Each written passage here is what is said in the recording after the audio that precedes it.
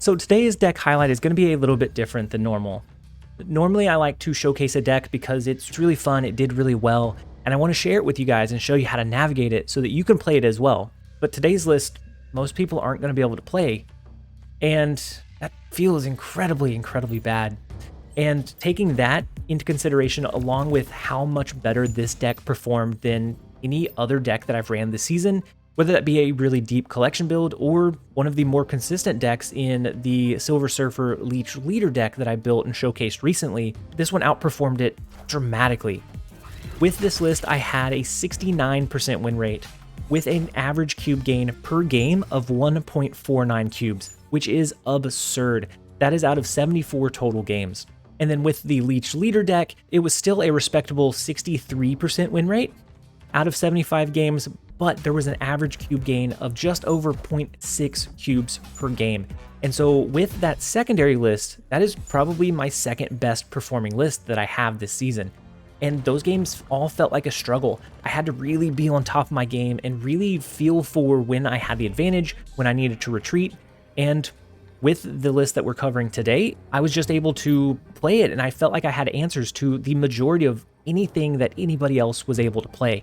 Now, this list wasn't created by me, it was created by a user named Adeezy. They recommended it to me after beating me down a couple of times on the ladder, and I ran it, and it single-handedly propelled me into Infinite for this season.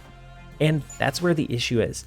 So with the current card acquisition system, a free-to-play player will get on average of 1 card per month. And there's a total of 4 cards being released, one being the Season Pass card, and then 3 Series 5 cards. And so if you're a free-to-play player, realistically, you're not going to be able to play this deck for 2 more months at the earliest if you haven't spent any of your tokens. And so yes, you can use your tokens, you do have that autonomy of choosing what you buy, but that creates a really bad feeling of buyer's remorse almost immediately. You want to almost hoard your tokens and never spend them because what if I buy Galactus and he gets nerfed? What if I buy Null because I really like the character, I really like the card, and then he turns out to be just bad?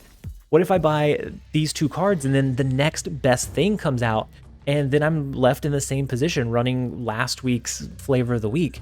And by that point, maybe it gets nerfed, maybe something better comes out. And so until then, you just have to get beat up by the whales running even some of the more successful lists. You're still going to have to struggle a lot more than somebody that has access to and can kind of brew around all of these cards. And so in essence, I like the idea of a incomplete collection. It gives you something to strive for. It makes you want to keep coming back and playing. But as of right now, all of the purchases in the game just feel bad. I have never played a game outside of something like Summoner's War where spending money in the game felt this bad. And so you can spend your money, you do get some tokens, you have some autonomy on what you can buy, but then you don't really want to buy anything because it might not be good in practice, or maybe you saw a YouTube video and it did really well, but maybe that's not a true showcasing. Maybe people know how to play against it now, and it just feels bad.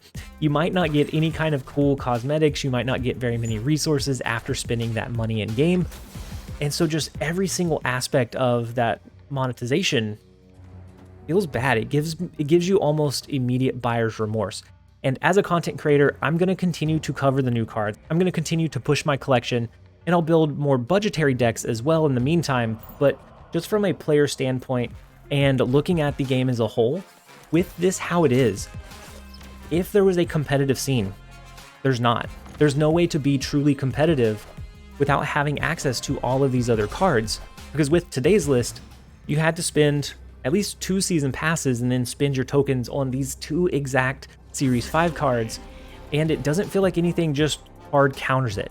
A Leech Leader can maybe come close, but you can play around knowing what your opponent has, and that is their best alternative. And with the way that the card acquisition system currently is, that's why we've seen the rise of Leech Leader, because it's hard to get anything else that can match up to some of these big power pushes that others have access to that maybe you don't. And so I feel like something has to change. What can they do to make it feel better? They could decrease the rarity of the cards a little bit. They could increase the amount of tokens that you get as a reward. Just make your purchases go a little bit further. Maybe you still don't have a complete collection, but maybe you can get 80% of it as a free-to-play player instead of getting 50% once everything start rolling. And so yes, we will start seeing cards being demoted down by card release. And so this current deck is still going to be several months out before free-to-play players can have access to it. And by that point, we're going to have, what, 8 more cards that are very likely going to either make this deck less consistent, people will have ran it into the ground and people know how to counter it, or it will be nerfed by that point that it's no longer that really fun list that you've been saving and playing really hard, completing your daily missions, ranking up to get these cards, and then by the time it's available, they're not great anymore. Something has to change, and I'm not going anywhere, guys. I am going to play this game because it is hands down the most fun and unique card game that I have ever played, but I fear that with the card acquisition, you can feel the animosity and the frustration building, and at a certain point, it will reach that boiling point where that person is so frustrated by getting beat with 4 Series 5 cards when they only have 1 that they just no longer play anymore. And so something definitely has to change with the card acquisition system, or else I don't think the overall health of Snap will last very long. It will get to a point where it's just whale versus whale and everyone else left. And so I know I'm going to get roasted one way or another, but those are my thoughts. That's my opinion on the current card acquisition system.